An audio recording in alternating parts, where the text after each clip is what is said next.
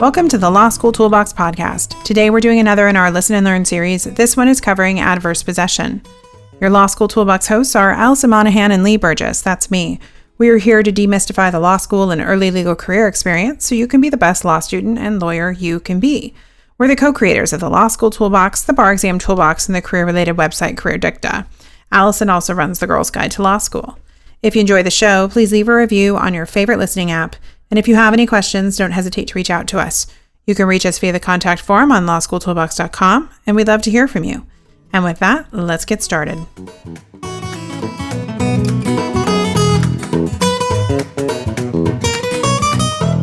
Hello, and welcome back to the Listen and Learn series. Today we are going to be talking about adverse possession, which is a commonly tested issue in real property questions on both law school and bar exams.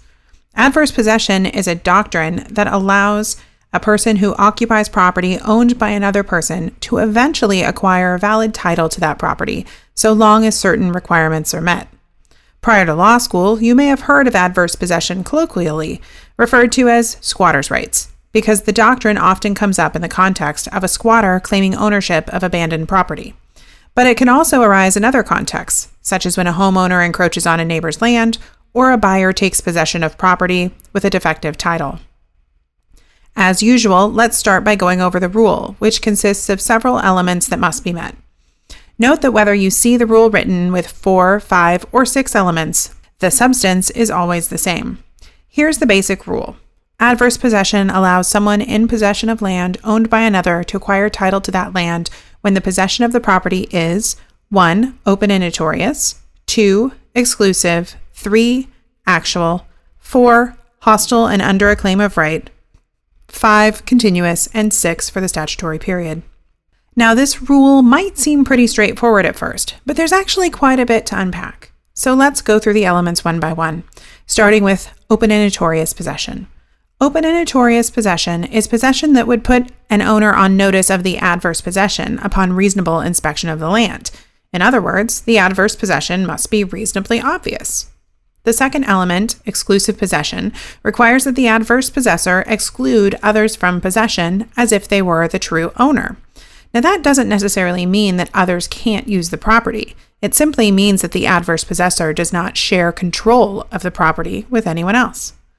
The third element, actual possession, requires that the adverse possessor occupy the property such that the true owner would have a cause of action for trespass. The application of the fourth element, hostile and under a claim of right, depends on the jurisdiction. All jurisdictions require the adverse possession to be hostile to the true owner's interest, in other words, without the true owner's permission. But states vary in their approach to claim of right. Some states follow the bad faith approach, which requires the adverse possessor to be aware that they have no legal right to be on the property. A few other states follow the good faith approach, which requires that the adverse possessor have a good faith belief that they own the property. The majority of states, however, follow the objective approach, which requires only that the property be used without the true owner's permission, regardless of the adverse possessor's intent. Now let's move on to the fifth element, continuous possession. Continuous possession is not the same as constant possession.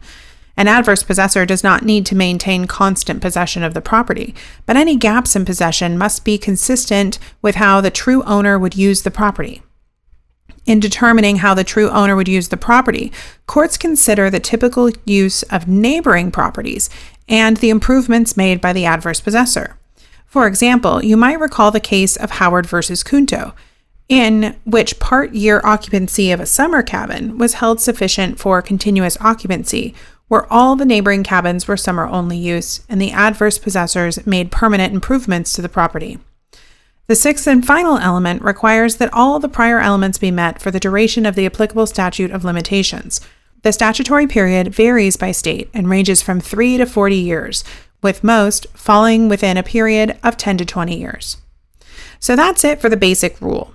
But there are a couple of sub-issues that affect the statutory period analysis.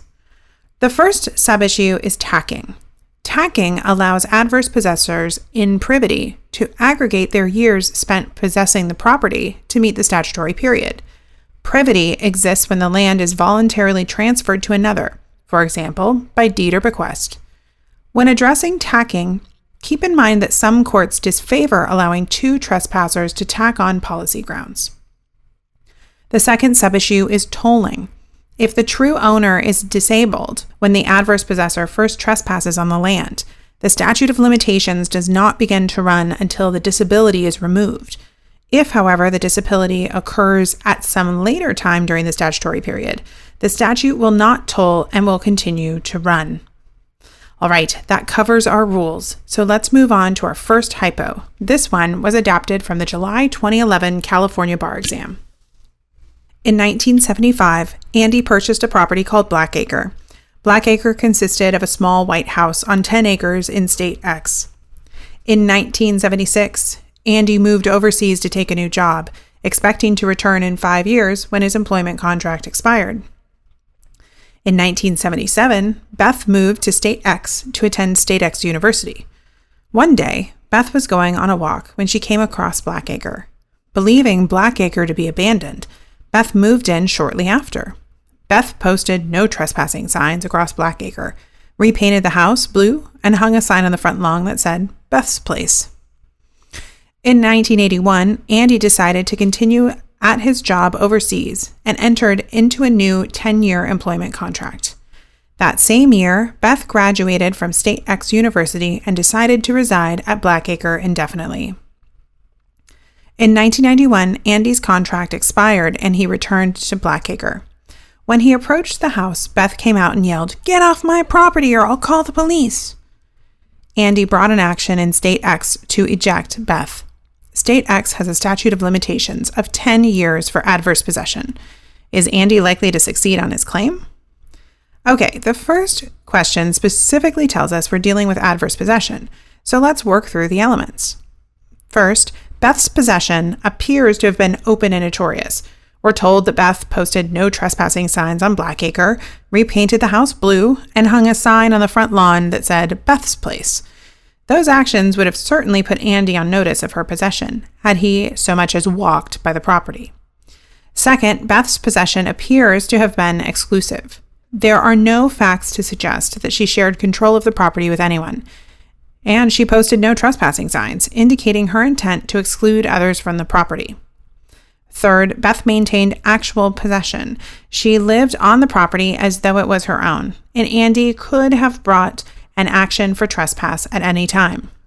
Fourth, Beth's possession was likely hostile. Beth yelled, "Get off my property!" and threatened to call the police when Andy approached the house. Prior to that, Beth posted no trespassing signs, further indicating her hostility to Andy's ownership interest. Whether Beth's possession was under a claim of right, however, depends on the approach followed by State X. While Beth did yell, "Get off my property!" there are no facts that indicate a good faith belief that she was actually the true owner. Therefore, Beth's possession would only be under a claim of right if State X follows the objective or bad faith approach because she knew she was trespassing. Fifth, Beth's possession appears to have been continuous. The facts suggest that Blackacre was her primary residence, and there's no indication that there were any gaps in her possession of the property. 6. Beth possessed Blackacre from 1977 to 1991, a longer period than the 10-year statute of limitations in State X. Therefore, because all of the elements of adverse possession have been met, Andy is unlikely to succeed in his action to eject Beth. Now, that was a nice, straightforward hypo to get comfortable with the elements. So let's do another one that's a bit more complicated. In 2030, when Katniss Everdeen was 10 years old, she started visiting a lakeside cabin in the woods with her father. Her father had been intermittently visiting this deserted cabin for approximately 5 years before he brought Katniss with him. Her father used to leave his hunting equipment in the cabin between hunts in the woods. He would also stay at the cabin periodically overnight, lighting fires and sleeping on the single mattress on the floor. He had put a lock on the cabin door, so he and later Katniss were the only people who could use the cabin. When Katniss was 15 years old, her father was killed in a mining accident. She still went to the cabin after his death and continued using it in the same way that her father had, leaving her bow and arrows in the cabin and staying there on occasion, even sometimes bringing her hunting partner, Gale. Some of the neighboring cabins were occupied year-round, but many were only used during the hunting season. Neither Katniss nor her father expended much time or energy making improvements to the cabin, but they would fix obvious problems such as a leaking roof or broken window. Now, this particular cabin was actually owned by Mike, whose family had owned the property for 100 years. Mike only had negative memories of the cabin because his sister had disappeared while playing in the woods in 2025. During that time, he dove into a deep depression and was even institutionalized for about 5 years until 2030. It is now 2037, and Mike hasn't visited the cabin since 2025. However, he still considers it his property. Mike has since married Lizbeth and wants to sell the cabin and the associated property in order to buy a new house for him and his wife. Mike went out to visit the cabin recently and found the door locked. He was enraged. Katniss walked up to the cabin and said, "Hey, get away from my cabin." "Your cabin," screams Mike. "This is my cabin." Katniss wants to gain title to the property under the doctrine of adverse possession. Is she likely to succeed? Okay, as you can probably tell, there is a bit more going on in this hypo, but our analytical framework should be the same. As with the first hypo, we should take the elements in turn, making sure to address any sub-issues that are triggered by the facts. So let's do that together. First, was Katniss's occupancy open and notorious? Well, in general, Katniss's use appears to have been sufficiently open and notorious. We're told that she left items in the cabin, slept there overnight, set fires, and put a lock on the door. Any reasonably observant owner would have noticed these activities and known to look for potential trespassers. Therefore, Katniss is likely to prevail on this point. Second, was Katniss's occupancy exclusive? Well, Mike might argue that Katniss's use was not exclusive because she originally came to the cabin with her father and later with her friend Gale.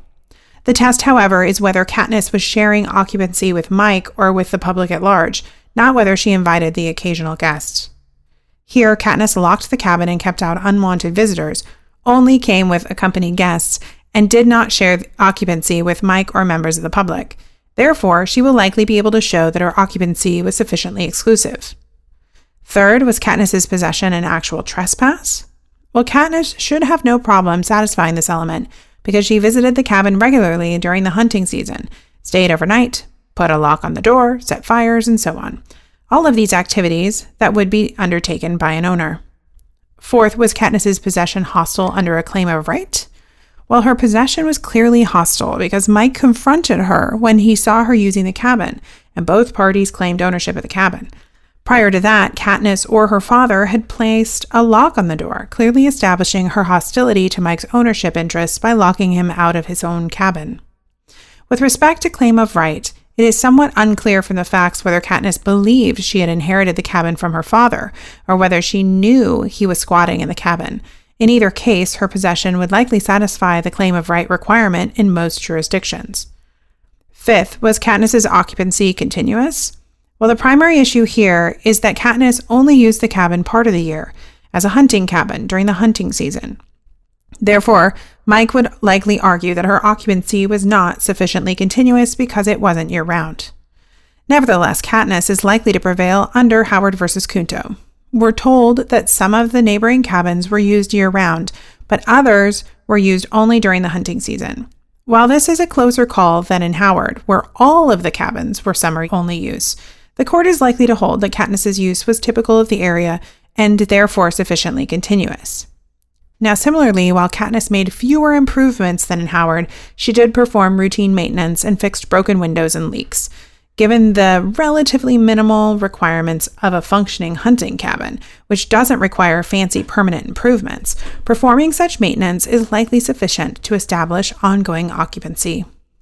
Therefore, Katniss will be able to satisfy the continuous possession element. Sixth, was Katniss's occupancy for the statutory period? Well, the facts don't tell us what the statute of limitations is for adverse possession in this jurisdiction. We're told, however, that Katniss visited the cabin from 2030 to 2037, so Katniss can easily show 7 years of continuous possession on her own. If the statute is less than 7 years, she will likely prevail on her adverse possession claim, having satisfied all the other required elements. This would be a relatively short statute of limitations, but not unheard of. But if, on the other hand, the statute is longer than 7 years, Katniss will have to try to add time from her father's use via the doctrine of tacking, We're told that Katniss's father used the cabin for 5 years before he brought her along, bringing the overall period of combined occupancy to 12 years if her tacking argument is successful. Unfortunately for Katniss, her tacking argument is unlikely to succeed. Both Katniss and her father are trespassers and not good faith purchasers, whether Katniss realizes it or not. Therefore, the court is likely to find that there is no privity of estate between Katniss and her father. As a result, the court will likely not permit Katniss to tack on her father's 5 years of occupancy, limiting her occupancy to 7 years. Moreover, even if the court did accept the tacking argument, Katniss's claim would be further limited by tolling. We're told that Mike fell into a deep depression and was institutionalized from 2025 to 2030. Given that Mike was disabled when Katniss's father began trespassing on the property, the statute of limitations would not have begun to run until 2030. Therefore, even if Katniss's overall period of combined occupancy is 12 years, the statute would only have run for 7 years. Ultimately, if the statute of limitations for adverse possession in this jurisdiction is less than 7 years, Katniss is likely to prevail in her adverse possession claim and gain title to the cabin. If, however, the statute is 7 years or more, her claim is likely to fail and title will remain with Mike. Well, that's all that we have for today. We hope you found these hypos to be helpful examples of how to work through adverse possession issues. If you enjoyed this episode of the Law School Toolbox podcast, please take a second to leave a review and rating on your favorite listening app. We'd really appreciate it, and be sure to subscribe so you don't miss anything. If you have any questions or comments, please don't hesitate to reach out to Lee or Allison at lee@lawschooltoolbox.com or allison@lawschooltoolbox.com, or you can always contact us via our website contact form at lawschooltoolbox.com. Thanks for listening, and we'll talk soon.